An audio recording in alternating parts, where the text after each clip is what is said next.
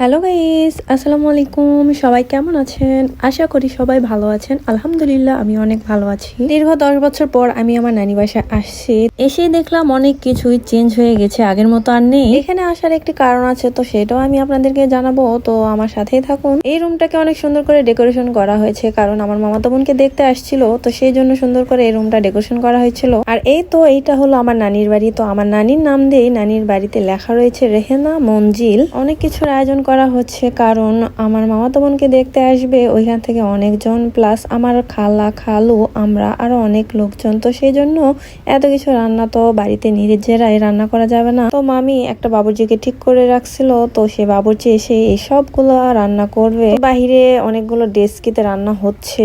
একটা ডেস্কিতে গরু মাংস উঠাই দিছে, একটা ডেস্কিতে ডাল ঘাটি, একটা ডেস্কিতে বিরিয়ানি। একটা ছোটখাটো বিয়ের অনুষ্ঠানে ধরতে পারেন। তো এটা হলো সিঁড়ির ঘর। এই সিঁড়ির ঘর দিয়ে এই ছাদে উঠানো যায়, এই রাস্তা দিয়ে 3টা রুমে ঢোকা যায়। তো এইটাই ফার্স্ট রুম। এই রুমটার সাথে একটা বেলকনি রয়েছে। এই রুমটা অনেক সুন্দর করে সাজানো রয়েছে। ফার্স্ট সবাই আসলে এই রুমটাতে সবাই বসবে। এই রুমে বসে সবাই সব আলোচনা কথাবার্তা বলবে। আর এটা বেলকনি, তো সবাই বেলকনিতে কাজকর্ম করতেছে। আমিও কাজ করছি একটুখানি, করার পরে একটু রুমগুলা সুন্দর করে ভিডিও করে আপনাদেরকে দেখাচ্ছি।